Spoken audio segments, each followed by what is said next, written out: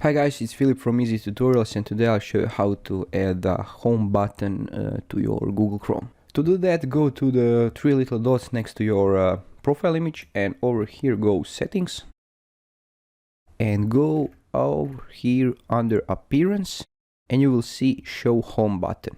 It's disabled, so if we enable it, it will be up here. You can see it up here like this. You can set up your home page. So for example, we want it to be our Google. So just copy this link over here, copy, go to settings and paste it over here, and this is it. Now you can close the settings and go, for example, to Wikipedia, and if I click now home button, we will go back to our Google. And this is how you add a home button in Google Chrome. Thanks for watching and have a nice day. Bye bye.